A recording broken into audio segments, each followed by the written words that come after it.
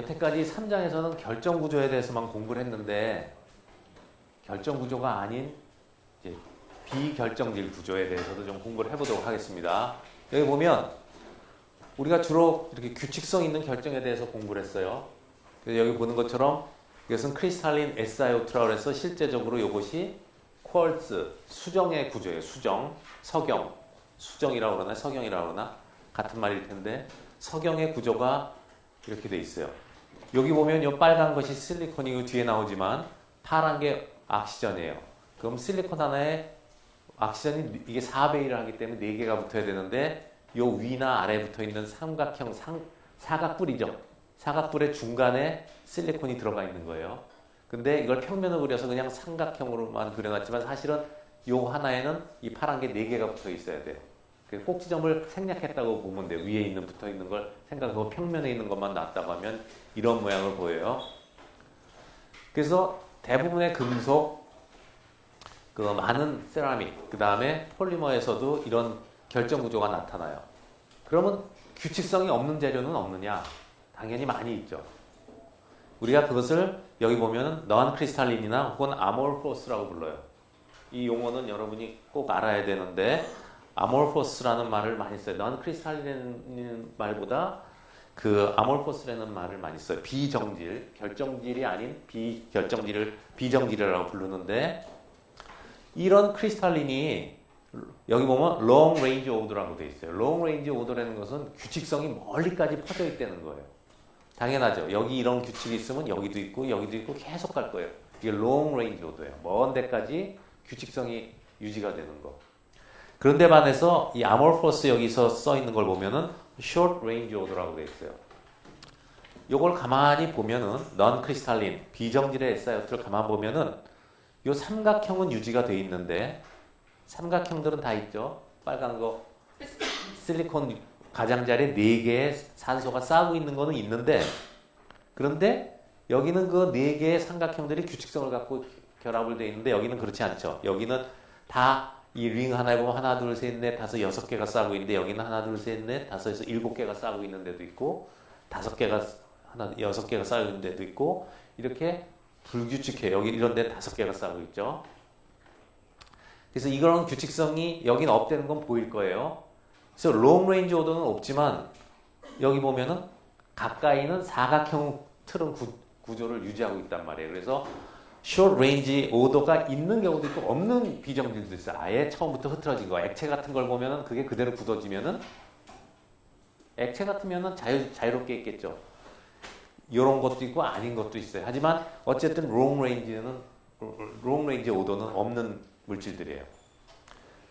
여러분한테 한번 지금 많이 공부를 했을 테니까 결정 구조를 많이 공부했어요. 레티스를 봤는데 이것이 사각뿔이지만 그냥 이렇게 삼각형 이런 게 가상의 물질이 있다고 합시다. 이런 게. 그럼 규칙성이 있죠. 그럼 이것도 이게 이렇게 해서 이것이 3차원으로 이렇게 쌓여있다고 봐요. 똑같이 위로. 무슨 말인지 알겠어요? 상상의 구조가. 원래는 요거 위에 4개의 산소가 있지만 산소가 3개밖에 없는 이런 트라이앵글라 속에 요게 들어가 있다고 하고 사이트에 이런 것들이 그대로 위로 쭉 연속돼서 3차원을 이루고 있다고 합시다. 그러면 결정 구조가 규칙성이 있는 결정이니까 여기에 브라베 레티스가 있겠죠? 이게 무슨 레티스인가 한번 가서 잘 생각해 보세요. 여러분 이게 무슨 레티스에 속하나 3차원으로 얘기하면 가서 보라고요. 자, 여러분이 여태까지 배운 거를 몇 시간에 걸쳐서 레티스도 설명하고 했는데 그거를 잘 이해하면은 이게 무슨 레티스인지 여러분이 찾아낼 수가 있어요.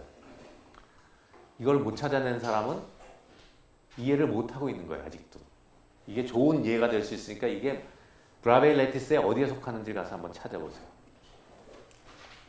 자, 이렇게 이것은 지금 크로스팩트 플레인을 보여주고 있는데 원자들이 아주 덴스하게 패킹을 하고 있죠. 그 다음에 이것은 같은 원자인데 이제 구별하기 위해서 파란색으로 했지만 똑같은 원자라고 합시다. 근데 어떤 원자가 이렇게도 치밀하게 결합을 할 수도 있고 예를 들어서 어떤 건 이렇게 듬성듬성 그 결합을 할 수 있어요. 이런 것은 지금 그 non crystalline 혹은 amorphous죠. 규칙성이 없죠. 여기는 규칙성이 있어요. 그리고 치밀해요. 자, 치밀하다고 하면 우리가 포텐셜 에너지 커브에서 요 하나의 원자를 뜯어내는데 필요한 에너지를 계산하려면 여기 주변에 6개가 이런 데서 가장 깊은 에너지에서 갖고 있겠죠. 근데 요거를 뜯어낸다고 할 때 이런 구조에서는 좀 성기니까 여기서 뜯어낼 건 3개밖에 없죠. 결과적으로 요걸 뜯어내는 에너지하고 요걸 뜯어내는 에너지를 비교하면 일반적으로 얘기했을 때 여기 뜯어내는 게 여기보다 쉬운 거예요. 그 얘기는 좀 에너지가 낮다는 얘기죠. 그죠? 그럼 둘 중에 어떤 게 안정한가요? 어떤 구조가 안정해요? 가장 안정한 구조를 가지려고 하죠? 이게 안정하겠죠? 에너지가 더 낮죠. 이게 마이너스이기 때문에, 음수이기 때문에 음수가 클수록 마이너스예요. 그런데 그러면 모든 재료는 이런 구조를 가지려고 할 거 아니에요. 왜 BCC를 갖고 BCC의 코디네이션 넘버가 뭐죠? BCC의 코디네이션 넘버 8이죠. FCC는 이건 10이에요. 이런 식으로 3차원이 돼 있으면. 그러면 바디 센터드 큐빅이라는 구조를 가질 이유가 없어요. 특히 심플 큐빅 가질 필요가 없어요. 왜? 옆에 많이 있을수록 안정하잖아요. 지금 봤죠? 에너지적으로. 그러나 BCC도 가능하고 FCC도 가능하고 뭐 HCP도 가능하고 여러 가지 구조가 다 있어요. 왜 그러느냐? 우리가 이거를 따지는 이 커브는 포텐셜 에너지 커브라고 하는데 바인딩 에너지만을 본 거예요. 여러분이 연력학을 지금 2학년 되면 이제 배우겠지만 연력학에서 그 고등학교 때도 배우더라고요. 근데 안 배운 사람이 있을 것 같아서 얘기인데 엔탈피 텀과 프리 에너지를 나타낼 때는 또 하나 뭐가 있죠? 안 배워봤어요? 엔트로피 텀이 있죠. 무질서도라는 게 있어요. 무질서도가 커질수록 프리 에너지를 낮춰주죠. 깁스 프리 에너지를. 자, 그래서 여기에서 보여주고 있는 것은 엔탈피 텀만을 본 거예요. 바인딩 에너지.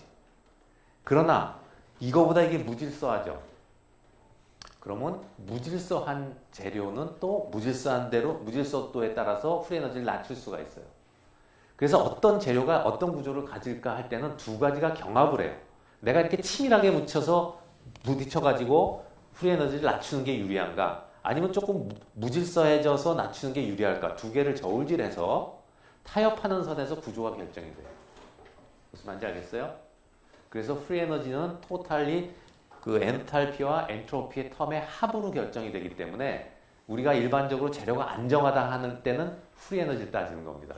그리고 여기서 본 거는 바인딩 에너지는 엔탈피만 본 거예요. 그래서 엔탈피 측면에서는 이게 유리해요, 항상.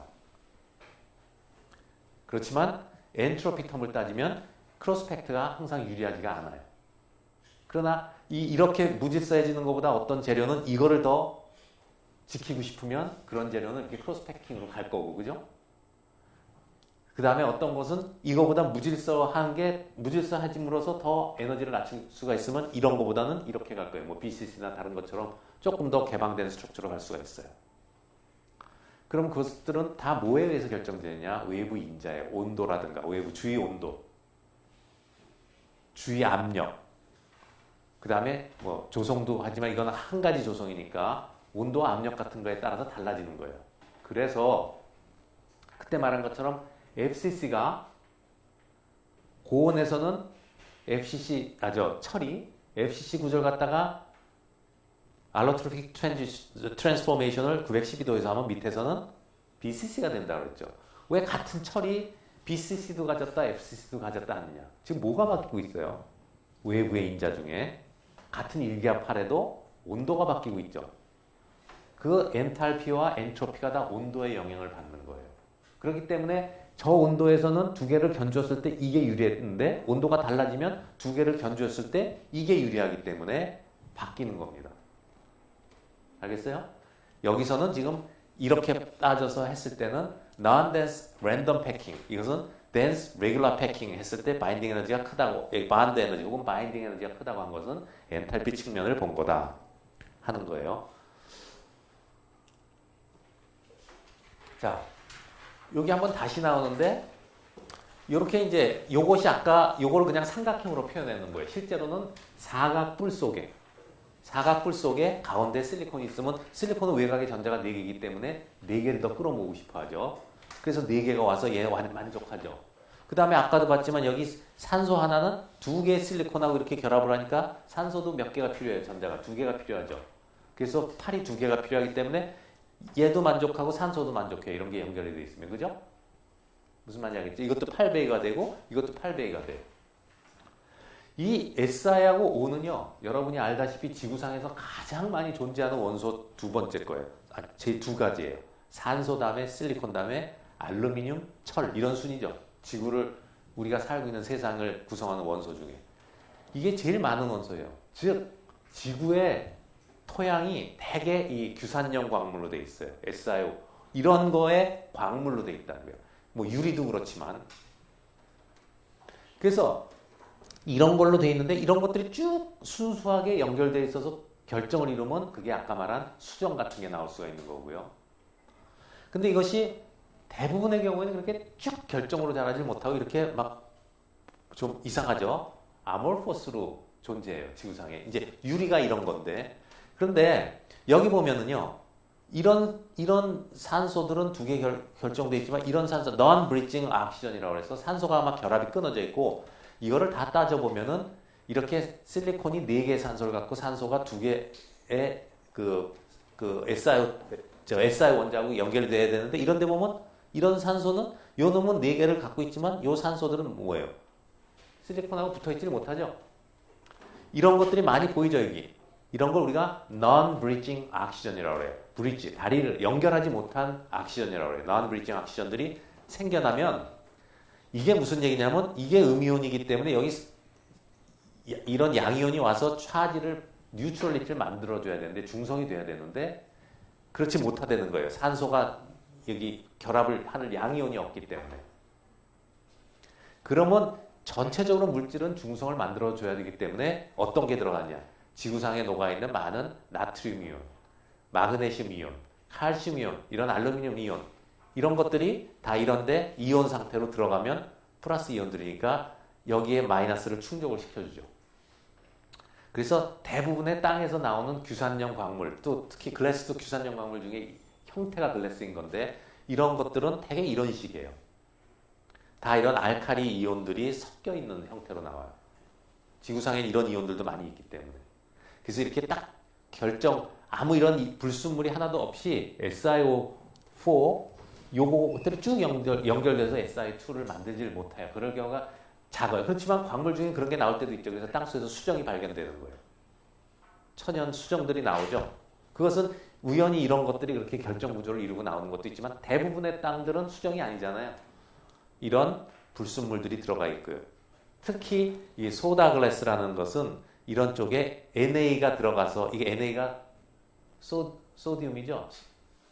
그죠? 그래서 소다라고 그러죠. 소다 글래스라고 하는 것은 이거 사실은 소디움 실리케이트라고 그러는데 이런 것들이 여러분이 보는 저 창유리가 대개 주성분이 이거예요. 유리창에 하는 유리가 이 소디움 글래스예요. 소다 글래스. 그래서 이것이 비정질이다. 그리고 대개 글래스는 비정질이죠. 대부분이 투명한 게 다 글래스지만 이런 석영도 투명하잖아요. 그래서 우리가 글래스라고 지칭하는 것은 나중에 배웠겠지만 조금 다르긴 한데 일반적으로 글래스는 투명한데 이런 아몰포스입니다. 비정질입니다. 그래서 아몰포스도 좋은 특성들이 많이 갖고 있어요. 여기서 쿼츠, 아까 수정은 크리스탈이고 요것들이 규칙적으로 배열되어 있는 거고 아까 봤죠? 내가 가서 여러분한테 그 브라베이 레티스가 뭐에 속할지 보라고 했던 거 그것이 이런 것들이 쭉 그렇게 있는 건데 뭘 삼각형이라고 가정을 하고 보란 말이에요. 꼭 한번 해보세요. 그거 자기가 레티스를 이해했는가 분명히 이해했는가를 알 수가 있는 좋은 그 문제가 되니까 그거를 이해할 수 있으면 여러분이 그 여태까지 브라베이 레티스 공부한 거에 대해서는 잘 이해하고 있구나 이렇게 해석해도 좋으니까 꼭 가서 해보세요. 혼자. 자, 대부분의 결정들은요. 여태까지는 물질이 하나가 다 결정인 걸로 봤지만 대부분의 고체들은요. 그렇게 단결정으로 나오지 않습니다. 단결정이라고 하는 것, 싱글 크리스탈이라고 부르는 단결정은 덩어리가 처음부터 끝까지가 다 하나의 결정인 거예요. 근데 대부분의 경우에는 이렇게 폴리 크리스탈, 폴리가 여러 개라는 뜻이죠. 다결정을 의미합니다. 그래서 대부분은 이렇게 다결정체로 나타납니다. 그래서 여기 보는 것처럼 이게 하나하나가 결정이 이렇게 염색이 되어 있는데, 착색이 되어 있어요. 착색이 되어 있는데 이 결정 하나하나의 모양을 보여주고 있어요. 이렇게 복잡해. 그리고 이 사이즈는 큰 거부터 아주 미세한 것까지. 그래서 이런 게 아주 무지무지 작아서 수십에서 수백 옹스롱 정도의 그런 결정들로 군집합으로 되어 있는 폴리크리스탈을 우리가 나노크리스탈이라고 특별히 불러요. 나노크리스탈 들어봤는지 모르지만 나노라는 말은 10의 마이너스 9승을 얘기하잖아요. 그래서 나노크리스탈이라고 우리가 보통 요새 나노사이언스, 나노테크놀로지, 나노크리스탈 할 때는 굉장히 작은 크리스탈 이런 것들이 하나하나는 다 결정인데 우리가 배웠던 뭐 브라베 레티스 다 얘기할 수 있고 엑스레이 지금 나오는 것들이 아주 잔잔한 것들이 섞여 있어요. 그래서 요게 착색해서 이렇게 보여준 걸 하고요. 요 다음번에 여기 보면 크리스탈 사이즈가 1나노에서 큰 것들은 2cm까지 간다고 그랬죠. 작은 것부터 큰 것까지 아주 재료마다 다양하고 같은 재료라도 요 그레인의 요런 나노 크리스탈의 그 크리스탈의 사이즈를 여러분이 바꿔서 만들 수가 있어요. 공정을 어떻게 하냐, 어떻게 만드냐에 따라서 같은 재료를 갖고도 이 사이즈를 크고 작게 함으로써 성격이 완전히 성질이 틀려져요. 그런 거를 11장 가서 배우게 돼요. 여기서 좀 더 자세히 보면 아까는 뭐 이렇게 모양도 다르게 할 수 있는데 모양이 길쭉길쭉했죠. 이렇게 무슨 아까는 그 선인장 모양처럼 여기는 둥글둥글한데 요 하나가 그레인이에요. 요것이 단결정들이에요. 그리고 단결정들이 쭉 모여 있는 것을 우리가 폴리크리스탈 다결정이라고 부르고 그럼 단결정과 단결정 사이에 이렇게 경계면이 있죠. 요것을 우리가 grain boundary라고 그래요. grain boundary. 오늘 여기 써 있죠. 오늘 이제 후반기에 들어갈 그 5장의 디펙트에 나옵니다. 이건 결함입니다. 단결정이 쭉 이어되지 못하고 있기 때문에 어떻게 보면 이것도 결함이 됩니다. 그래서 이것을 grain boundary라고 불러요. 그러니까 grain이라는 뜻은 곡식의 나다를 얘기해요. 영어 단어로. 그래서 요거를 우리가 여기를 grain이라고 불러요. grain과 grain의 사이를 grain boundary라고 불러요. 알겠죠? 요 grain 하나는 단결정입니다. 싱글 크리스탈이에요. 요 단결정들이 쭉 모여가지고 전체 고체를 이루어요. 요게 왜 생기는가 이런 것도 이제 후반에 배우게 돼요. 그러면 이렇게 됐을 때는요, 여러분이 이제 조금 이따 마지막 페이지에서 보겠지만 단결정이라 그러면은 처음부터 끝까지 방향성이 있고 이쪽 방향으로 똑같이 끝까지 가니까 롱레인지 오도가 있어서 그럼 이쪽으로 쭉 가면은 여기에 원자의 간격이라든가 면밀도, 뭐 선밀도 이런 거 다 봤잖아요. 그러면 이쪽 방향, 방향에 따라 가지고 물리적 특성이 다르겠죠.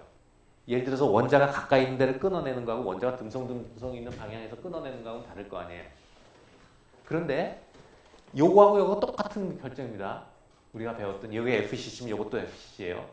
그런데 방향이 지멋대로죠. 이건 섞여 있죠. 그러면 이쪽 방향이 잘 끊어진다고 할 때 그런 방향이 여기서 계속 되리라는 법이 없잖아요. 이렇게도 가고 저렇게도 가니까 결과적으로 뭐예요? 전체적으로 방향들이 랜덤하게 있기 때문에 이쪽 방향이나 이쪽 방향이나 이쪽 방향이나 이쪽 방향이나 물리적 특성의 차이가 없어집니다. 폴리크리스탈은. 무슨 말인지 알겠어요? 이해가 되죠? 하나하나는 있죠. 방향성이. 그러나 그런 방향성 있는 것들이 랜덤하게 섞여 있기 때문에 토탈 이 고체를 볼 때는 이쪽으로 잡아당기든 이쪽으로 잡아당기든 물리적 특성을 봤을 때 차이가 안 나와요. 그걸 우리가 아이소트로픽하다고 그래요. 등방성이죠. 방향에 따라서 차이가 없어요. 특성이. 이런 게 좋을 수도 있어요. 우리가 배우는 모든 재료는 결함이라고 하면 안 돼요. 내가 원하지 않아서 생겼을 때는 결함이지만 내가 컨트롤해서 일부러 넣어서 특성을 바꿔줄 때는 결함이 아니죠. 예를 들어서 단결정이 꼭 좋은 거냐? 단결정이 이렇지만 어떤 쪽으로 잘 끊어진다. 근데 이렇게 했을 때는 평균적으로 이쪽 방향이나 이쪽 방향이나 아무 방향으로 써도 똑같은 특성을 나타내니까 이게 더 좋을 수도 있어요. 균일하기 때문에. 오히려 공정을 할 때는 균일하게 나오는 게 더 좋을 수가 있어요. 사용자가 이렇게 쓰냐 저렇게 쓰냐에 따라서 잘 깨지고 안 깨지고 하는 것보다는 똑같은 기준을 들 수가 있잖아요. 이것은 얼마에서 깨진다.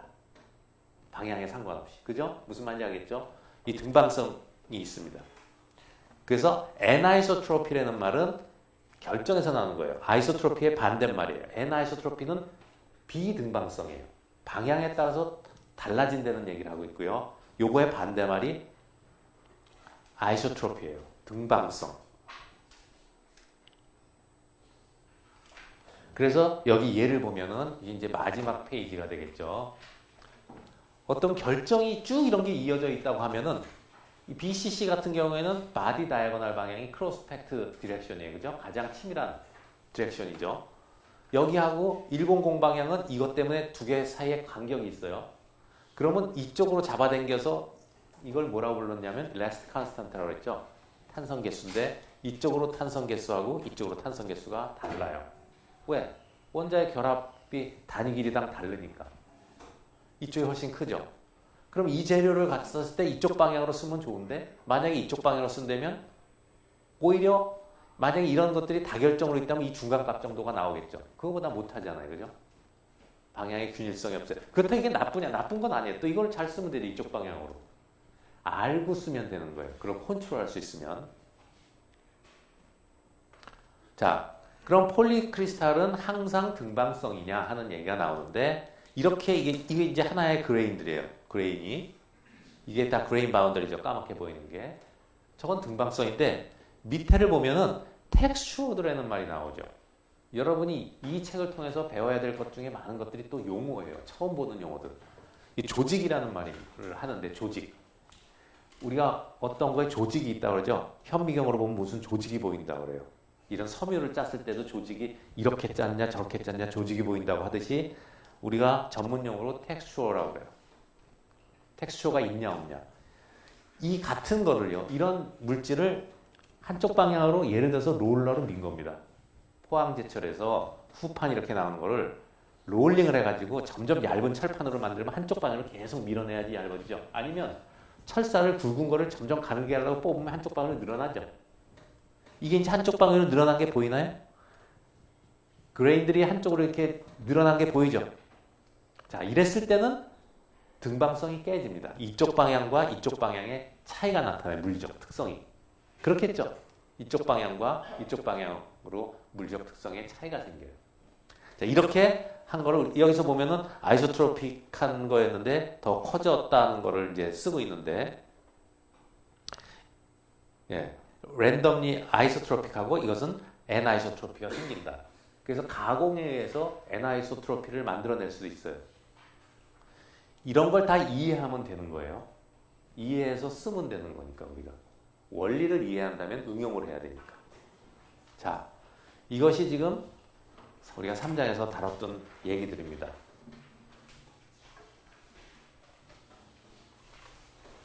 자, 그럼 5장에 Imperfections in Solids라는 제목으로 들어가겠어요. Imperfection이라는 것은 perfect가 완벽하다라는 뜻이니까 imperfection은 완벽하지 못하다는 거예요. 자, 다시 한번 얘기하자면 이 책의 여태까지의 전개를 보면 처음에 원자로 시작했죠. 그래서 고체로 갔어요. 결합을 배웠죠. 그 결합한 것들이 쭉 모여서 고체를 이루는데 어떤 고체를 배웠냐면 규칙적인 고체들을 배웠어요. 결합을.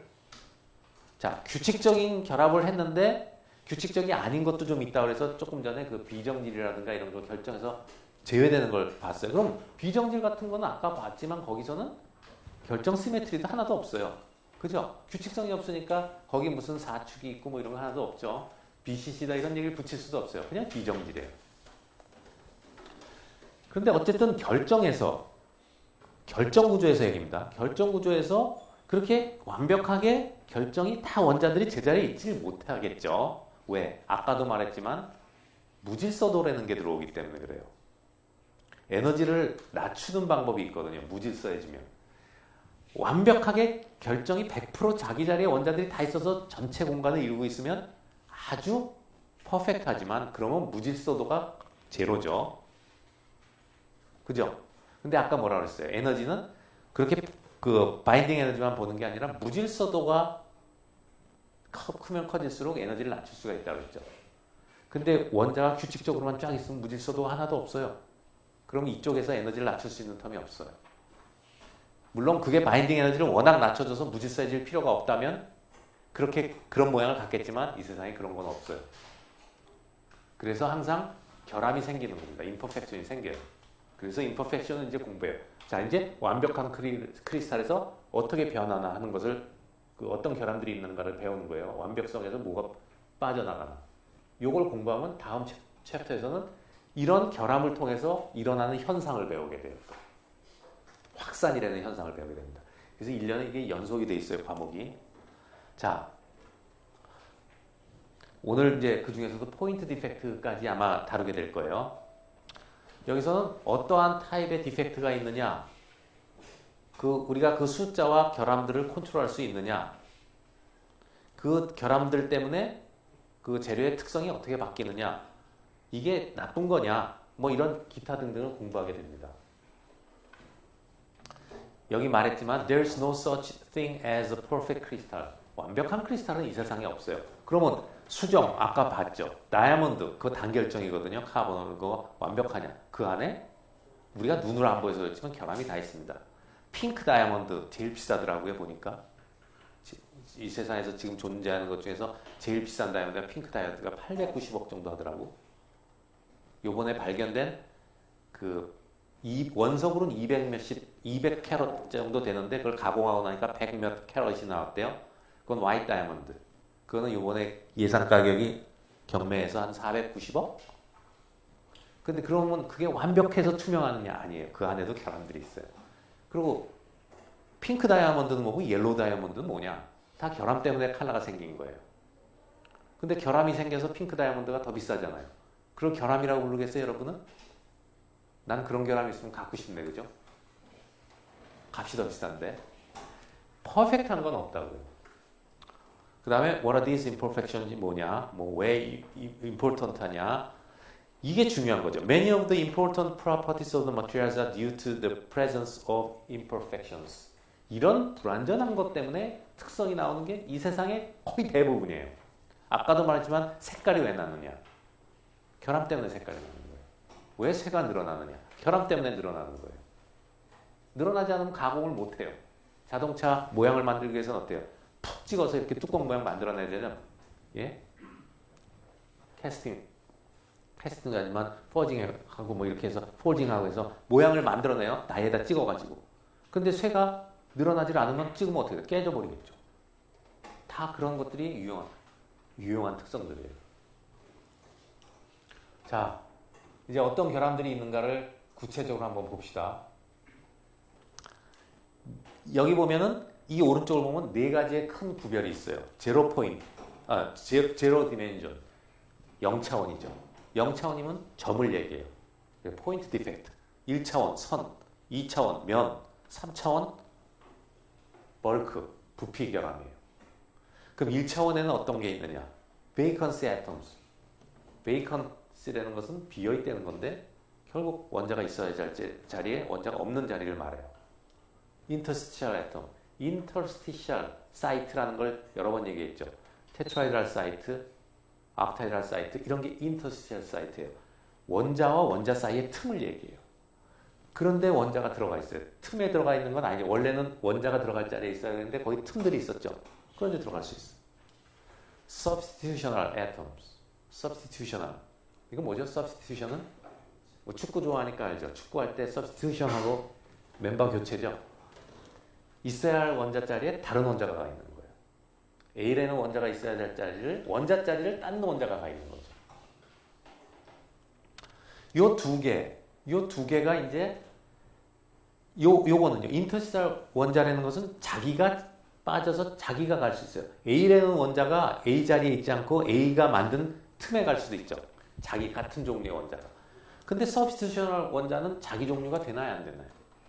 자기가 있어야 될 자리인데 자기가 딴 자리에서 와도 모르잖아요, 우리는.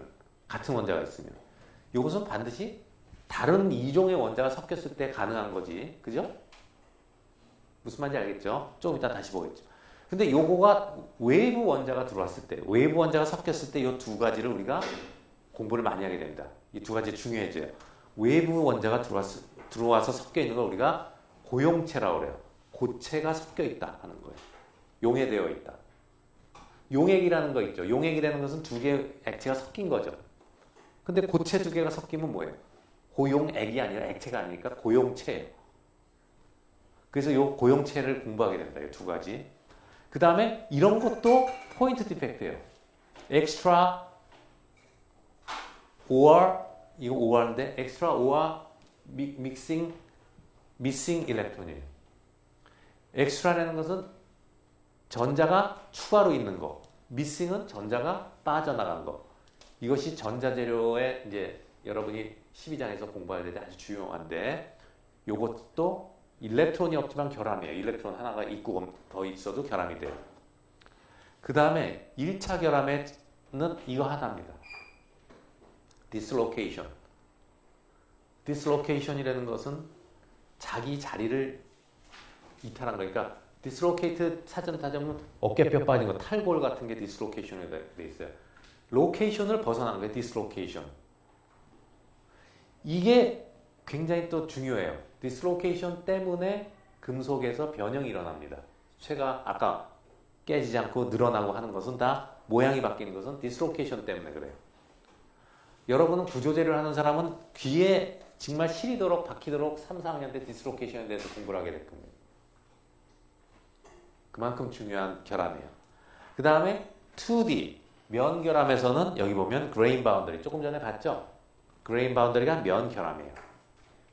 결정이 완벽하지 않고 결정과 결정 사이에 바운더리가 생기는데, 그 다음에 표면 결함이라고 그랬죠. 표면. 왜? 표면에 있는 원자들을 보면은 내부의 원자는 아래 위로 다 좌우로 다 결합하고 있지만 표면의 원자는 위로 떨어져 있잖아요. 결함이에요, 이거. 결함이 있다는 얘기는 뭐냐? 엔탈피적으로 볼 때 에너지가 높다는 얘기예요. 결함이 있다 하는 것은 결함이 없는 거에 비해서 에너지가 높아진 상태라고 보면 돼요. 그 다음에 블록 월. 이것은 이제 자성 재료에서도 이 그레인 바운더리 같은 게 나타납니다. 자성도. 자석 물질. 자성을 띠는 물질에서도 이 도메인 월이라고도 하고 블록 월이라는 그 벽이 생겨요. 그러니까 그레인 바운더리 같은 게 생겨요. 그레인 바운더리도 일치할 때도 있고 일치 안 할 경우가 많습니다. 이건 18장 가서 배우게 돼요. 블록 월은. 이런 것들이 2차원 결함에 속하고 트윈 바운더리 같은 것도 있어요. 트윈 바운더리도 여기 다루게 되는데 3차원은 보이즈와 크랙 같은 거예요. 빈 공간. 3차원인데 공간이 비어 있어요. 속에, 고체 속에 이렇게 큰 틈이 있어요. 그러면 베이컨스하고 보이드는 뭐가 다르냐? 베이컨스는 하나의 원자단이고 크랙은 틈이에요. 가는 틈 같은 게 크랙. 갈라진 틈 같은 게 있다는 거고, 보이즈는 좀 그거보다 좀 매스가 있는 거죠. 덩어리가 진 거예요. 그럼 여러분은 볼 때 스타이로폼, 스티로폴이라고 하는 거, 그죠? 라면 뭐 케이스 같은 거, 그릇 케이스 같은 거 있잖아요. 그걸 뜯어보면 속에 공기들이 많이 들어있어요. 이제 보이드 같은 게 많이 있어요. 근데 그게 결함이냐? 아니죠. 스타이로폼 같은 것은 일부러 보이드를 만들어준다고요. 그러니까 이런 것들을 다 응용을 해서 우리가 유용한 성격을 얻는 거예요, 재료에. 중요한 것은 이것들이 뭔가를 이해하는 거예요. 이해해야지만 응용을 할 수가 있어요. 컨트롤할 줄 알아야 돼요. 이걸 제어할 줄 알아야 돼요. 만들어낼 수도 있고 안 만들어지게 할 수도 있어야 돼요. 내가 마음대로 컨트롤해야 되죠. 무슨 말인지 알겠죠? 그걸 알려면 이게 왜 생기는가 원인을 알고 그거를 이해해야지 컨트롤이 가능하다. 그래야지 응용을 할 수가 있는 거예요. 자, 하나씩 봅시다. 베이컨시, 그 다음에 솔리 솔루션. 아까 말한 두 번째, 이게 이제 점결함부터 오는 건데요. 점결함에 아까 위에서 보면은 여기 베이컨시, 인터스티셜 서브스티튜셔널, 그 다음에 엑스트라 미싱 일렉트론. 요거 하나, 요거 합쳐서 이걸 지금 고용체로 지금 밑에서 보는 거예요. 고용체. 고용체는 아까 substitutional atom이 있었고 interstitial atom이 있었죠. 그래서 substitutional solid solution이 있어요. 이것은 뭐예요? 두 개가 섞였는데 섞인 원자가 어디가 있는 거예요? 원래 있던 자리, A라는 원자가 있던 자리를 치환해서 들어간 거죠. 이것은 interstitial solid solution은 뭐예요? 원래 있는 원자들은 있는 구조에 그 테트라이드랄 사이트나 옥타이드 사이트나 혹은 다른 사이트, 큐빅 사이트나 이렇게 그 공간이 좀 비교적 틈이 있는 데 가서 두 번째 원자들이 가서 박혀 있는, 그래서 섞인 거죠. 두 개의 원소가. 그래서 두 가지 고용체가 있어요. 우리가 치환형 고용체라고 그러고 이것을 삽입형 고용체라고 그럴 거예요. 침입형 고용체. 치환형, 침입형. 근데 원어로 알아두세요. Substitutional solid solution, interstitial solid solution. 그래서 interstitial solid solution의 경우에는 주로 작은 원자들이 들어가요. 왜냐하면 틈들이 지난번에 공간 계산해봤지만 작잖아요. 0.414 옥타이드랄 사이트죠. 테트라이달 사이트 0.225 사이즈가 작기 때문에 반경이 작은 것들이 들어와서 이런 작은 원소들이 공기 중에도 많이 있고 일부러 넣기도 하지만 이런 것들이 많이 녹아 들어가 있습니다. 카본이나 옥시전이나 나이트로젠 이런 게 빈틈에 들어갔어요. 그 다음에 이제 complete solid solution이라는 것은 하나 상대적으로 여기다 들었는데 complete solid solution은 뭐냐면 완전 고용체라는 얘기인데 대부분의 예를 들어서 A라는 물질에 B라는 물질이 원소가 들어간다고 해요. 그럼 A가 어떤 구조를 갖겠죠? 예를 들어서 A가 FCC 구조를 갖는 재료라고 합시다. 오케이? 그런 게 뭐 카파라고 있어요. 근데 뭐 여기 HCP를 지 스스로는 HCP를 갖는 구조를 갖는 게 들어갈 수도 있죠. 원소 상태니까. 근데 얘는 많이 들어가면은 무슨 생각을 할까요? 자기 HCP를 갖고 싶은데 얘는 무슨 구조예요? FCC 아니에요. 자기하고 틀리죠. 몇 개는 들어갈 수가 있어요. 근데 많이 들어가질 못해요. 우리가 그걸 뭐라 그러냐면 물도 그래요. 그러니까 액체도 그래요. 물에다가 알코올을 섞으면 섞이나요? 안 섞이나요? 100% 섞이죠. 자, 여러분이 다 이미 해본 거예요. 아버지 양주를 싹 쓱싹해가지고 보리차를 딱 섞어놓으면 아버지가 몰라요. 색깔만 맞춰놓으면. 왜? 섞이니까 100%. 완전 고용체이기 때문에. 근데 누가 미련하게 거기다가 아버지 양주를 딱 훔쳐먹고는 거기다가 뭐 기름을 갖다 부어놓은 사람 없죠. 색깔 맞춘 기름을. 왜 안 하죠? 서로 섞이지 않잖아요.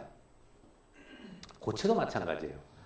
100% 치환되는 것을 우리가 완전 고용체라고 그래서 이거에 되려면 일단 구조는 같아야 돼요. 무조건. 구조가 틀리면 섞일 수가 없어요. 오케이? 그래서 이 니켈하고 카파가 아주 대표적인 예인데 이온 반경도 비슷하고요. 원자 반경이죠. 이온 반경. 원자 반경도 비슷하고 구조도 똑같고. 그래서 이런 경우에 아주 특수한 경우에는 하나씩 바뀌다 보면 100%가 바뀔 수도 있어요. 처음 구조를 갖다 하나씩 치환해도 끝까지 다 들어갈 수가 있다. 녹아 들어갈 수가 있다. 무슨 말인지 알겠죠? 그러니까 1대 9를 섞든 9대 1을 섞든 다 그 구조가 나와요. 근데 물에다가 그 기름을 섞을 때요. 그러면 물하고 기름은 섞이지 않잖아요. 그럼 실제적으로 여러분이 물하고 기름을 봤을 때 딱 섞이지 않고 있는데 그럼 물속에는 기름 원자가 하나도 없을까요? 들어가 있죠? 얼만큼? 그 온도에서의 고용 한계만큼 들어갑니다. 고용 한계라는 거 배웠죠? 그걸 우리가 솔유빌리티라고 그래요. 얼만큼 녹아 들어가느냐. 온도에 따라 함수예요. 달라요. 그럼 마찬가지로 기름 속에도 물 분자가 들어갑니다. 고용 한계만큼 그 온도에서. 그러나 그 양이 작은 거죠. 아주. 그러면 이런 것은 고용 한계가 없이 그냥 끝까지 섞이는 거예요. 완전히 믹서블이에요. 아주 특수한 경우예요. 그래서 요 휴մ 로서리 룰이라는 것은 이게 100% 섞이냐 안 섞이냐를 갖다가 가늠할 수 있는 그 룰을 얘기해요. 근데 뭐 이거 말고도 그 원자가도 맞아야 돼. 하나 2가고 하나 1가고 이러면 안 돼요. 차지도 맞춰야 되고 일렉트로네가티비티도 비슷해야 되고 뭐 사이즈는 물론 비슷해야 되고 구조가 우선 같아야 되고 이런 것들이 있어요. 이런 조건이 잘 맞아 들어가면 그 완전 고용체가 가능하다는 거죠. 근데 대부분은 완전 고용체가 없어요. 거의 없어요. 알겠어요? 다 100% 섞이지는 않는다고요. 자, 우리가 이제 그 다음에 마지막으로 볼게 electrons and holes in semiconductor라고 했는데 일렉트론은 잉여로 들어가는 거고 이 반도체에서 홀은 전자가 빠져나간 결함 자리를 얘기해요. 일렉트론 추가로 들어온 거고 요거는 나중에 이제 배우게 될 겁니다. 지금은 그냥 이런 것이 있다고 하지만 12장 가면 자세히 배우니까 우리가 5장에서 배울 것은 주로 이 vacancy, 요 solid solution 요거가 될 거예요. 그럼 하나씩 봅시다. vacancy. 자, 원자가 있어야 될 빠졌죠? 자, 여기는 빠지니까 이 주변 원자가 이 안쪽으로 모이는 것처럼 그려놨죠. 그죠? 그 공간을 채우는 것처럼. 그때 그랬어요. 이건 모른다고 그랬어요. 그때 기억나나요? 포텐셜 에너지 커브 할 때 설명해 줬죠. 이게 이렇게 될지 더 벌어질지 몰라요. 이런 이게 그려놨지만. 자, 셀프 인터스티셜. 이건 가능하다고 그랬죠. 자기 원자가 자기 자리에 그 틈에 들어가는 거예요. 여기서 빠진 원자가 밖으로 나갈 수도 있지만 빠진 원자가 이런 틈을 비집고 들어가서 있는 거죠. 이걸 우리가 뭐라고 부르냐? 인터스티셜 사이트로 들어갔기 때문에 이 틈이 인터스티셜 사이트죠. 빈 틈. 공간을 써요. 침입형. 고용체가, 이건 셀프니까 고용체는 아니죠. 그러면 재료에는 여기서 이렇게 빠지는 게 이런 자리에 가서 박혀있고 막 이런 게 막 어떤 온도에서 이렇게 있을 거예요. 아마. 그게 안정하게. 이렇게 되면 무질서도가 생겨나죠. 이게 완벽할 때보다 이런 게 빠져서 이렇게 하면 무질서해진 게 드러나죠. 무질서도 때문에 안정할 수가 있는 거죠. 어렵지 않고. 이거 토탈로 한번 봅시다. 이 부분은 빠져가지고 일로 갔으니까 이건 셀프 인터스티셜이에요. 여기는 베이컨시고. 이거는 뭐예요? 외부의 원자가 들어왔죠. 그래서 이것은 엑스트라, 이제 foreign atom이라고 불러요. foreign atom. 이방인이죠. 이방 원자죠. foreign atom이라고 부르는데 여기 보면 interstitial impurity atom 혹은 interstitial foreign atom이라고 부르고요. 요건 뭐예요? 원자가 원래 있는 자리에 가서 했으니까 이건 substitutional foreign atom 혹은 substitutional impurity atom이라고 부르는 거 당연하겠죠? 네. 여기 어렵지 않아요? 자, 요 디펙트를 가기 전에 여기서 솔리 솔루션 이런 게 이제 섞여 들어가면 솔리 솔루션이 되는 건데 이런 거예요. 요걸 생각하지 말고 substitutional 솔리 솔루션이라고 봅시다. 아까 카파하고 니클은 substitutional 솔리 솔루션, complete substitutional. 그러니까 카파 자리에 니클이 들어가고 니클 자리에 카파가 들어갈 수 있는 거예요. 자, 요걸 없다고 하고 substitution만 보면 그럼 원자들이 들어왔을 때 어떤 걸 생각하면 되냐 하면요. 왜 이 원자고 이 원자고 섞일 수가 있고 섞이지 않느냐. 여러분 이제 연력학에서 배우게 되는 이제 액티비티 차이가 많이 나느냐 적게 나느냐인데 이게 이런 거예요. 잘 들어보세요. 이 고체가 섞이는 거하고 소위 말하는 사회 연력학이라는 게 있어요. 사회적 연력학. 연력학을 배우면 참 재밌어요. 우리가 그러니까 뭐 금속 연력학이나 고체 연력학을 배우지만 연력학을 사회생활하고 비교해서 보면 굉장히 유사성이 많아요. 사회 연력학이라는 게 뭐냐면 고용체도 그래요. 완전 고용체라는 건 뭡니까? 니클하고 카파가 구조도 비슷하고 워낙 비슷하니까 서로 섞여도 거부감이 없다는 거 아니에요. 자, 똑같은 거예요. 우리나라 사람이 처음에 초기에 미국에 이민을 가면 어떨까요? 살기 어렵잖아요. 근데 캐나다 사람이 미국을 가면 어떨까요? 얼굴도 하얗고 영어도 쓰고 섞기 좋죠. 미국 사람하고 캐나다 사람을 여기다 대면 완전 고용체가 가능한데. 그죠? 그런데 한국 사람이 가면은, 미국에 처음에 가면은 하나가 들어갔어요. LA에 처음 미국에 이민 가는 사람이 얼마나 힘들게 살아겠어요. 딴 동네 가서. 액티비티가 틀려서 그래요. 특성이 완전히 틀리다고요. 우린 김치를 먹어야 돼요. 김치 먹고 싶은데 옆집에서 냄새 난다고 해서 김치 못 먹어요. 자, 한 사람이 더 와요. 한 사람이 더 생겼어요. 조금 힘이 생겼죠. 그렇게 LA의 한인타운이 커갑니다. 잘 이거하고 비교해보세요. 어떤 고체도 똑같이 이루어지는 거예요. 지금 일반적인 고체가 그래요. 다른 원소가 들어오는. 그럼 한국 사람들이 가면은 처음에는요. 미국에서는 신정을 써요. 한국 사람들 구정 쉴 수 있나요? 못 써요. 내가 세탁소 하는데 내가 일해야 되는데 미국 법을 다 따라가야 돼요. 눈치 보면서. 집안에서는 뭐 어떻게 하시오 하면 그거 따라야 돼. 싫지만. 우리하고 풍습이 틀려도.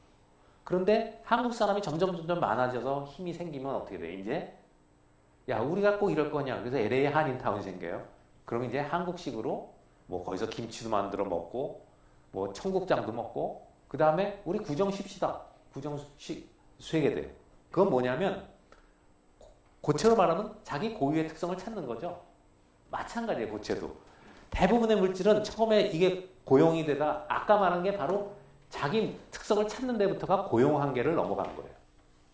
고용이 됐다는 얘기는 앞에 거에 따라가는 거예요. 그래서 우리가 엑스레이를 배웠죠. 결정구조 해석 지난 토요일에 아주 중요한 걸 했는데 엑스레이가 상을 분석하는 거잖아요.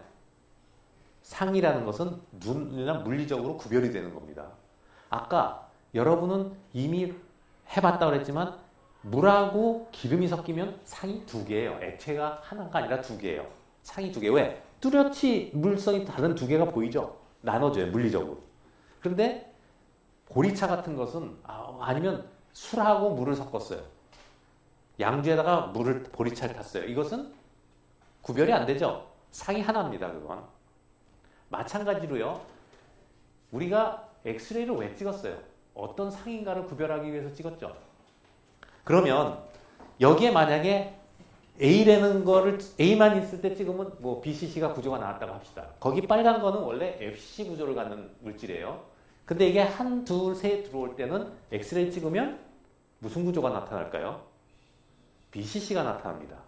왜? 얘가 가서 BCC 자리에 가서 있으니까. 물론 서브스티션 할 때 얘기해요. 인터스티션은 뭐 요런 틈으로 가니까 BCC가 나오겠구나.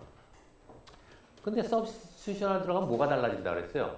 그렇게 들어가지만 BCC의 그 픽이 나타나죠. 2, 4, 6, 8, 10 나타나지만 이놈들이 조금 시프트할 겁니다. 왜? 이게 사이즈가 크냐 작냐에 따라 가지고 이쪽으로 움직일 수도 있고 이쪽으로 양에 따라서 그 배웠죠. 달라질 수 있어요. 그런데 한국 사람이 LA에 이제 한국 코리아 타운을 만들듯이 고용한계를 지나가면 어떻게 될까요? 이제 이게 이런 자리에 들어가다 지나가다가 고용한계 이상이 들어가면 어떻게 되나요? 여러분이 액체에서 생각해봐요. 물에다가 설탕을 집어넣어요. 설탕물이 되죠. 설탕물은 하나에 fe 있습니다. 근데 고용한계를 넘어가서 설탕이 들어가게 되면 어떤 일이 벌어지죠? 이제 눈으로 보이죠. 두상이 됐다는 거 알겠죠? 왜? 설탕이 가라앉아 있는 게 보이거든요. 설탕과 물 두 개, 설탕물과 설탕의 두 상으로 갈라지는 겁니다. 마찬가지로 고체가 고용한계 이상을 들어가게 되면은 예를 들어서 FCC 물질이 어디까지는 이 BCC를 맞춰줘서 고용한계까지는 녹아 들어가요. 그 다음에 더 집어넣으면 어떻게 되냐? 더 들어간 것들은 덩어리를 져가지고 이 안에 지들끼리 뭉쳐서 설탕 덩어리가 가라앉듯이 뭉쳐있게 됩니다. 그때 엑스레이를 찍으면 여기서는 BCC가 나오지만 뭉쳐있는 물질들에서는 FCC 픽이 나와서 두 개 상의 픽이 섞여서 나오게 됩니다. 알겠어요? 내가 왜 사회연력학 얘기를 했는지 알겠죠? 우리가 LA 가서 사는 걸 생각하면 이해가 돼요. 이게 고용 한계가 어디고 어떤가. 이 고용 한계라는 것이 온도에 따라 달라지거든요. 그죠? 설탕물도 온도를 높이면 많이 녹죠. 사람도 마찬가지예요. 이제 보통 사회연력학에서는 온도를 돈으로 얘기합니다. 경제력. 돈에 따라서 이런 조직이 생기는 것, 녹아 들어가 이런 것도 달라지는 겁니다. 알겠어요? 예를 들어서 돈이 많으면, 한국 사람들이 돈이 많으면 미국에 가서 소수 몇 명 안 들어가도 돈 많으면 떵떵거리고 우리끼리 우리 구정 세자 할 수 있어요. 돈이 없으면 가서 돈을 벌어서 하기 때문에 사회에 적응을 해야 돼요. 그러니까 가끔 사회 연력학을 가지고 이걸 설명을 해줄 건데 뭐 2학기 때 그렇고 그런 거 나올 때 이 사회 연력학 하면 굉장히 이런 우리가 배우는 연력학이 굉장히 실제로 거짓말에 있어요. 사회 연력학이. 경제하는 사람들이 많이 그런 생각을 합니다. 프리 에너지라는 것도 딱 보면은 바인딩 에너지는 제도고요. 엔트로피라고 했죠? 엔탈피. 엔탈피는 법, 제도입니다. 제도, 규칙, 규율. 그러니까 강하게 결속하는 거죠. 공산주의 같은 거를 얘기하면 돼요. 에너지를 낮추기 위해서 결속을 주장합니다. 우리는 뭐 하나다. 엔트로피는 자본을 얘기합니다. 돈. 엔트로피는. 그러니까 이게 두 개가 갈등을 하는 겁니다. 그래서 두 개가 싸워서 어떤 체제가 유지되는 거예요. 그러니까 공산주의는 엔탈피를 강조하는 사회고 자본주의는 돈을 강조하는 사회예요. 그 안에서 균형을 잡아서 살아야 되는 거예요. 무슨 말인지 잘 모르겠죠? 연력학을 배워오면 재밌어져요. 어쨌든 자, 그 다음에 그러면 이제 공부를 해야 되는 거죠. 저런 게 있다는 건 알았어요. 그럼 뭘 배워야 돼? 이해를 해야지 컨트롤한다 그랬죠? 자, 여기가 이해하는 식이 처음 나왔는데 굉장히 중요한 식이 나왔습니다. 여러분이 이 식을 알아요. 여러분이 저 식은 어디서 많이 보냐면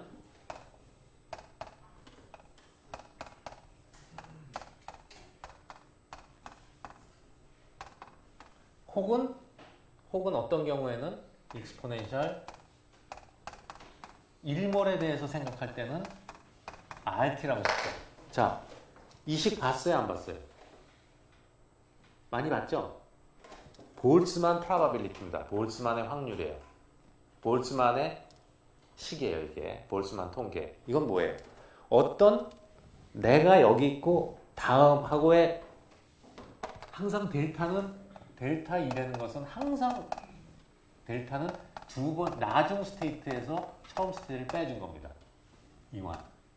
그러니까 이 파이널에서 이 이니셜을 빼준 거예요. 항상 이래요. 델타라는 것은 나중에서 처음을 빼줍니다.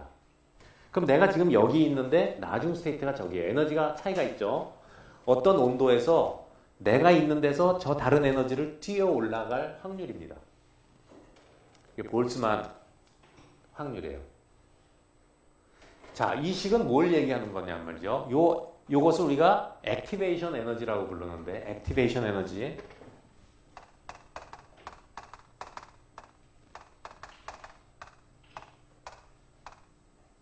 액티베이션 에너지라고 부르는데요. 여기서는 액티베이션 에너지를 Q로 표현을 했죠. Q로도 많이 표현해요. 이건 일반적인 식이고, 볼츠만에서의 일반적인 식이고, 요것은 이제 우리가 이런 원자의 베이컨스라는 걸 포메이션 할 때 보통 Q라는 걸 써요. 액티베이션 에너지로. D는 디펙트라고 해서 지금 달아놓은 거예요. 디펙트가 생기는데 필요한 에너지. 혹은 QV라고 써도 돼요. QV. 왜 그러냐면 지금 이건 베이컨스가 생기는 거를 얘기하는 거기 때문에 여기 이제 디펙트라고 했기 때문에 디펙트인데 이게 이제 베이컨스면 이게 베이컨스가 되는 거예요. V가. 그 마이너스고. 자, 이건 무슨 얘기냐? 이 식이 굉장히 중요하고 엄청 중요할 뿐더러 자주 나오니까 잘 보세요. 여기 보면은 만약에 이게 완벽한 크리스탈이에요. 완벽한 크리스탈은 원자들이 이렇게 있겠죠. 쭉 있어요. 그런데 베이컨스가 생기려면은 베이컨스가 생겨있는 자리하고 이게 있는 자리하고는 에너지의 차이가 있을 겁니다. 얼마냐면 베이컨스를 만들기 위해서 저 원자를 뜯어내야 되죠. 그냥 됩니까? 안 되죠. 그 에너지 차이만큼 있을 거예요.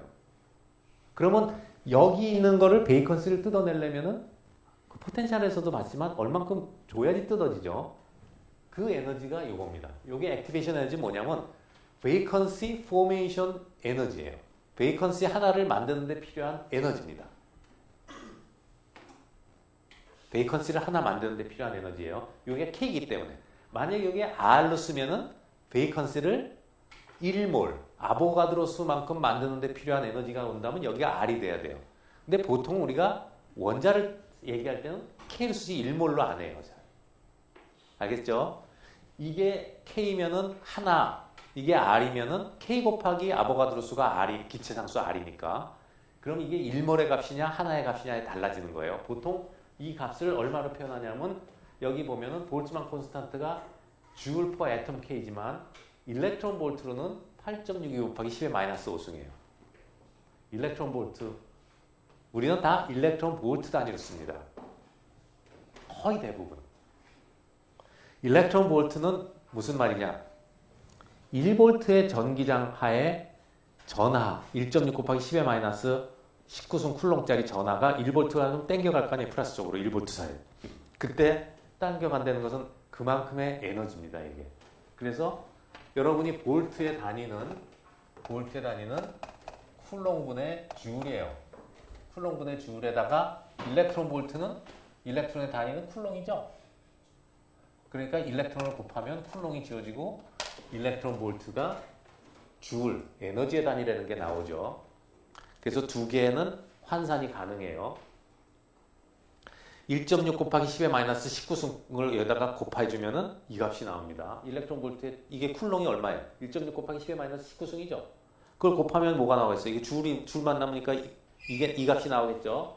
이것을 1.6 곱하기 10의 마이너스 19승 쿨롱으로 나눠주면 8.62 곱하기 10의 마이너스 5승 일렉트론 볼트가 나와요. 왜 이 단위를 쓰느냐? 대개 이 단위들이요. 뭐 0.1에서 1 일렉트론 볼트 사이, 0.1에서 10 그 정도다. 1 일렉트론 근처에서 왔다 갔다 해요. 이 값들이. 자, 그럼 이건 알았고요. 그럼 이건 뭐냐? 이게 확률이라고 했거든요. 확률. 그럼 이건 그런 얘기예요. 베이컨시가 하나 생기는데 이만큼 에너지가 필요한데 어떤 온도에서 이거를 뛰어넘을 확률이 몇 개냐. 어떤 온도에서 원자들이 다 에너지를 갖고 있겠죠. 열 에너지를 갖고 있어요. 그런데 고전력학적으로 얘기하면 저걸 뛰어넘어야 할 에너지가 1 일렉트론 볼트인데 내가 0.0 일렉트론 볼트, 0.01 일렉트론 볼트를 갖고 있다 하면 저걸 절대 못 뛰어넘지만 이런 우리가 확률적으로 얘기할 때는 뭐예요? 평균 에너지가 열 에너지가 0.01이지만 그 중에는 아주 일부 1 일렉트론 벗어나는 놈이 있죠. 그 확률이 얼마냐 하는 게 이거예요. 그래서 온도가 얼마일 때 이게 만약에 상온 300도 K라면 여기다가 300도 K를 곱해주면 되겠죠. 그죠? 이게 300도 K면은 상온이 실온이 300도 K 정도 되잖아요. 근데 27도 300도 K를 곱해주면 이 값이 약 0.025 나옵니다. 0.025 일렉트론 볼트로. 그러면 만약에 베이컨시가 하나 생기는데 필요한 액티베이션 에너지가 약 1 정도라고 하면 이게 마이너스 얼마예요? 이 익스포넨셜 마이너스 25승 나오죠? 0.025분의 40 나오죠? 이게 마이너스 40승 나와요. 무지 작은 숫자예요. 그런데 그러면 거의 그렇게 뛰어넘을 확률은 이 확률은 작아요. 하지만 그러면 어디서 생깁니까? 베이컨시가 생길 수 있는 것은 원자가 생길 수 있는 거죠. 원자가 이렇게 빽빽히 있는데 자 1세제곱센티미터 안에 원자가 몇 개가 있느냐 이거죠. 이 식을 보면 전체 중에 베이컨시의 숫자란 말이에요. 이게 바로 뭐죠? 확률이죠. 전체 중에 몇 개가 생기냐 하는 확률이죠. 보여요? 전체 이만큼의 가능성이 있어요. 원자들이. 그 중에 몇 개가 생기냐 하는 거예요. 이런 에너지를 끊고 올라갈 수 있는 확률이 몇 개냐는 거거든요. 이 식 알겠습니까? 자, 이 식을 보통은 어떻게 쓰냐면 ND는 전체 개수를 이쪽으로 옮겨서 ND는 N 곱하기 익스포넨셜 이렇게 씁니다. 근데 이거를 1로 내서 N으로 나눠주면 이게 바로 확률이 되는 거죠. 자, 그럼 여기서 당연히 이게 같은 온도에서 이게 작아지면 작아질수록 끊기가 쉽다는 이 확률은 올라가겠죠. 근데 이게 같을 때 온도를 올려주면 또 역시 이게 올라가겠죠. 근데 그 양상이 익스포넨셜이니까 어마어마하게 빠른 속도로 증가하고 내려가는 거예요. 그 다음에 아까 이게 상온에서 0.025, 40분의 1 일렉트론 볼트고 이게 1 정도면 이게 익스포넨셜 마이너스 40승이다. 무지무지 작은 숫자일 거예요. 계산기를 두드려보면. 그럼에도 불구하고 있는 건 왜 그러냐. 이게 워낙 많기 때문에 그래요. 그러면 이것을 어떻게 표시하느냐. 이 개수를 어떻게 표시하는 게 좋겠어요. 개수는 예를 들어서 부피에 따라 달라질 거 아니에요. 그러니까 어떤 단위 부피를 잡아야겠죠. 뭘로 잡는 게 좋을까요? 단위 부피를. 자, 옹스트롱으로 잡는 게 좋을까요? 보통 SI 유니트는 미터 3승당 몇 개. 하지만 우리가 고체를 갖다 미터 3승으로 생각하기는 좀 그렇잖아요. 그죠? 우리가 보통 세제곱센티미터로 따집니다. 자, 그럼 세제곱센티미터 안에 이 원자가 몇 개 있는가를 따져야 되겠죠. 자, 여러분이 구조에서 배웠어요. FCC. 만약에 A라는 레티스 파라미터를 주면 몇 개 있는지 계산할 수 있겠죠? FCC는 그 유니트 셀 안에 4개가 들어가 있지. BCC는 유니트 셀 안에 2개가 있죠. 그런 걸로 해서 유니트 셀만 알면 1세제곱센티미터 안에 원자가 몇 개 있는지를 알 수 있고 그때 얘기했지만 대충 그게 10에 22승에서 10에 23승 정도 있어요.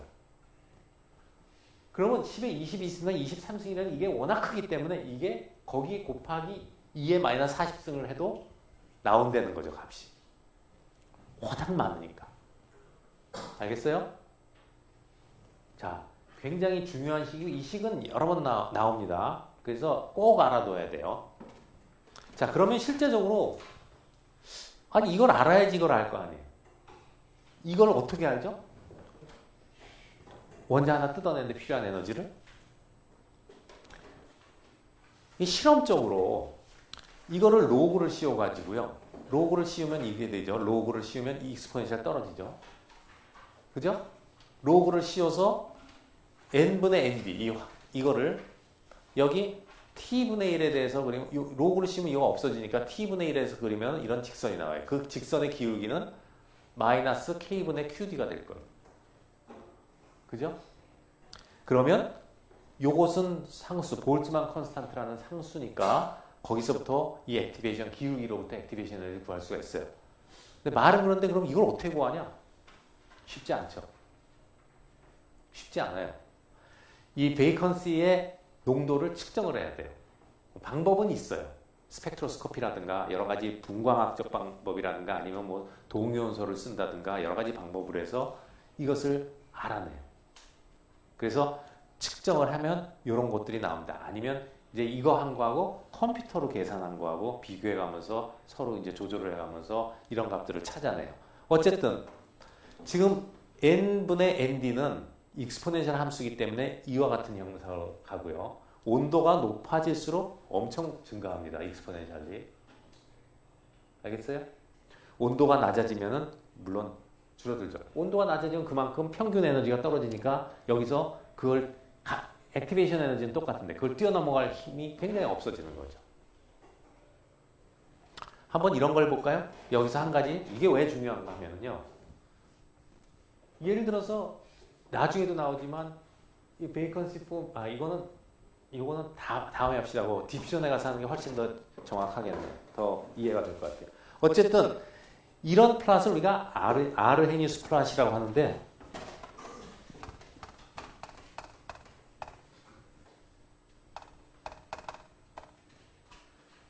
US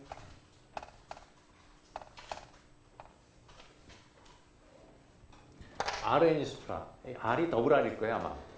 아르헤니우스 플랫이라고 해요. 굉장히 중요한 겁니다. 키네틱 공부할 때. 키네틱이라는 반응론을 여러분이 반응을 이미 화학에서 많이 봐도 반응할 때 이 액티베이션 에너지 나오거든요. 활성화 에너지. 모든 반응의 활성화 에너지를 구할 때는 이런 플랫을 합니다. 이게 항상 1/t 로그 어떤 프로바빌리티를 로그 혹은 레이트를 1/t로 플랫을 하면 이 기울기에서 이 액티베이션 에너지가 나와요.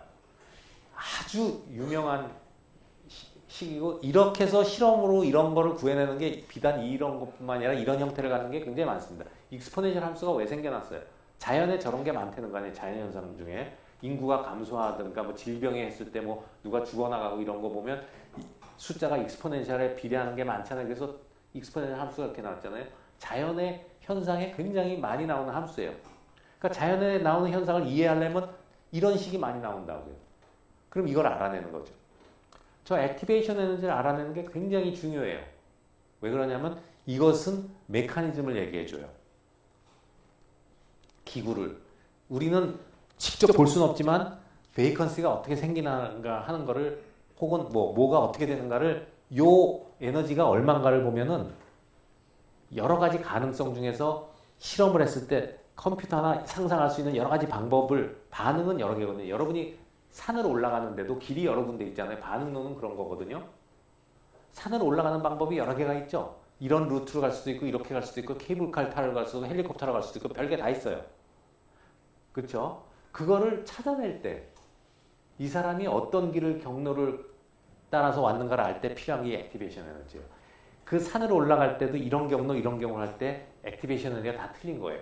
마찬가지로 베이컨시라든가 어떤 무슨 일이 생길 때 여러 가지 가능성이 있는데 그때 이 에너지가 어떤 거냐를 알아내면 우리는 보이진 않지만 얘가 이런 식으로 뭐가 일이 일어나고 있겠구나 하는 걸 알아야 돼요. 알게 돼요. 아까 그랬죠. 그걸 이해해야지만 예방하고 응용할 수 있다고 그랬잖아요. 근데 여러 가지 방법이 있는데 그 중에서 어느 쪽으로 가는지를 모르면 못 하잖아요. 그죠? 그걸 찾아낼 때 이 방법이 굉장히 유용하기 때문에 이 식이 무지무지 유용합니다. 그래서 여기 보면은 예를 들어서 뭐 카파의 경우에 그 천도씨면은 1273도 K겠죠. 1273도 K에서 이 베이컨시가 얼마나 있겠느냐. 이건 미터 삼승으로 땄어요. SI 유니트로. 그랬더니 뭐 25승계가 있네요. 베이컨시가. 1미터당. 여기 보세요. 결과적으로 얼마가 나오냐면 이 1m 3승에는 10의 28승계의 원자가 있잖아요. 가능성이 있는 게. 그죠? 그 중에 몇 개가 있어요. 베이컨시가. 25승. 천도시에서 1000개 원자 중에 하나씩 빠져 있어요. 확률이 작을 것 같지만 천도가 되니까 그걸 뛰어넘는 놈이 많아졌다는 거예요. 거꾸로 뭐 상온에서 해보고 싶으면 얼마면 돼요? 300도 K 해보면 되죠? 그래도 꽤 많은 베이컨시가 있을 거예요.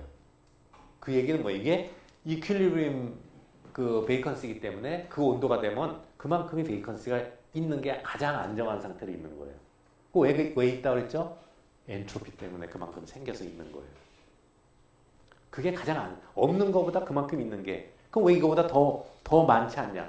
아까도 말했지만 무질서도 바인딩 에너지 다 따져가지고 그 온도에서는 그만큼이 있는 게 가장 안정한 거예요. 그래서 우리가 안 보이는 것 같고 확률적으로는 낮을 것 같지만 베이컨시가 상당히 많이 있습니다. 10의 마이너스 6승, 7승 정도 상온에서 그 정도의 확률로 있어요. 세제곱센티미터당. 자, 오늘은 여기까지 수업을 하고 다음 시간에 이어서 하겠습니다.